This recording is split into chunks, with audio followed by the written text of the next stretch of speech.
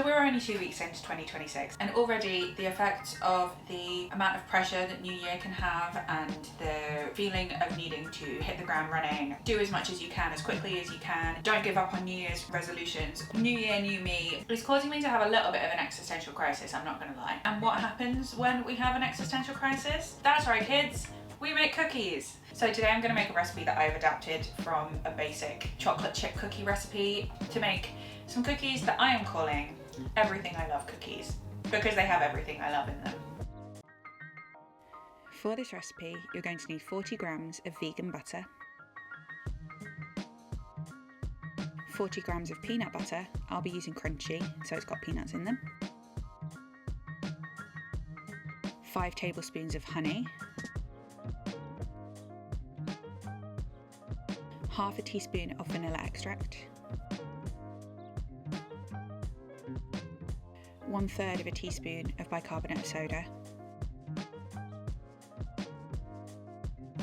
1/3 of a banana,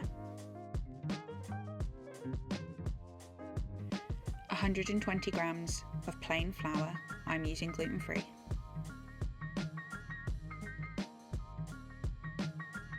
and 100 grams of dark chocolate chips. Now I would like to point out that last time I made these as like a trial run, I included chocolate drizzle and toppings. When I had them, it actually made it a little bit overpowering. So I decided that this time, because we're trying to quell our internal storms, it's just gonna be a simple version. Also, I just want you to appreciate that my mug makes it look like I have Wolverine claws. This is the best thing I have ever stolen from my brother. So the first thing to do is to preheat your oven by turning it to 160 degrees Celsius for a fan oven, or whatever the equivalent is that I've put on screen.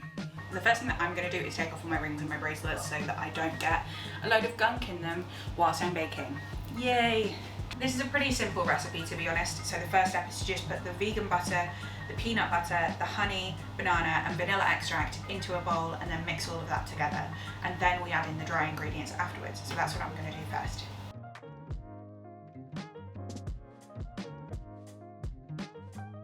So I love New Year. I love the amount of potential that one night can have, and I love the magic of starting a new chapter and not knowing how it's going to end up, what's going to happen. It's incredibly exciting. But at the end of last year, I quit my job to move home and pursue freelance self-employed work full-time. So I am excited, but that is slowly being outweighed by the terror of potential for things going wrong. And if this is my one shot to do the thing that I have been saying that I've wanted for so long, what if I blow it? Now for this first bit, because we've got the banana, I'm going to use a fork just to mash that up and make it a little bit easier to blend everything together. Because it's quite difficult to get everything to mush with just a spoon because it is quite lumpy.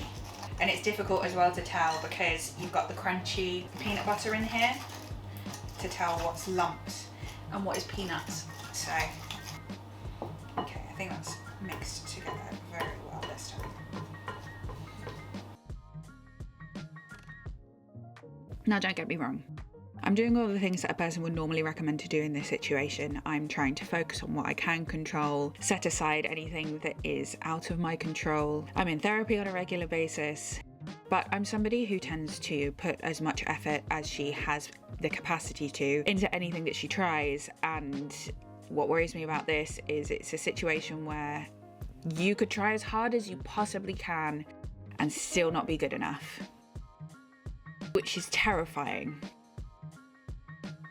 Now that we've added all the ingredients in, before I start mixing it, I'm going to put all the stuff that I've used away so that we can keep our space tidy whilst we're working. But on the flip side, the entire point of me doing this was to figure out if I'm good enough and to take the chance of, if not now, when, and to answer the question that if I didn't do this would be in the back of my mind for the rest of my life. You miss 100% of the shots that you don't take. And so, even if I miss, I think I need to take this chance. And I knew that when I went into this. Oh, and by the way, what I'm doing here is greaseproof papering the baking tray that I'm going to put the cookies on. and then using an ice cream scoop to create equal-sized lumps that will become the cookies. And it's about to become clear why the measurements were so weird, because this batch makes exactly 7 cookies, so you have enough for 1 cookie a day for an entire week. And then you're just going to put them in the oven for 10 to 12 minutes. What I normally do is start off with 10 and then pop them in for a little bit longer if they need it. Now that the cookies are in the oven, it is time for my favourite part of the baking ritual, licking out the bowl. Still sounds wrong. I don't know what it is about licking out the bowl after baking, but it always makes me feel like a child. I think because I did it so much when I was a kid. But I do have a very distinct memory of being so excited to do this that I took the bowl and like put it on top of my head to lick it out as a joke, and it got all in my hair, and I got in quite a bit of trouble for that because I had to have a bath afterwards. I think the biggest thing that I'm struggling with at the minute is not wanting to seem ungrateful for the opportunity that's been given to me, and within that, the pressure to not waste that opportunity has in some ways paralyzed me from actually taking it, because I'm very aware of the privilege that I have being able to do what I'm doing, and so many people, especially in this economy, aren't able to do that. So if I have been given this privilege, I should put it to good use. I think that that's the only way you can operate when you have privilege, is to be able to use it to better everybody else's chances in some way. And I know I'm just making silly videos on YouTube, but with all of these things, it's so much about helping people avoid the mistakes that I did. If there's one person out there who felt the way that I did when I was 17, 18 years old, even 24, 25, and watching my videos can help prevent them from making the life choices that I did, then it's all worth it to me. I think I'm at the point in my life where if I'm going to put stuff on the internet and I'm going to make a fool out of myself, then there has to be a reason for it. You know, there has to be a point. This is so good. And I don't want to seem like I'm complaining for having privilege. That would be stupid. I'm just talking about my real human experience of having to navigate the pressures that that puts on me, or that I'm putting on myself for having it. And I don't know if I have an answer to it yet. I don't know if I have a succinct way of summing it up in order to sum up this video in some way or create closure for you guys as viewers. But it's important for me to not just being a before and after, but being a through, and being a person in progress as the point of this. I don't know, but hopefully the cookies will help. All right, I guess I better wash up now. So maybe what I need to keep reminding myself is just that I have time.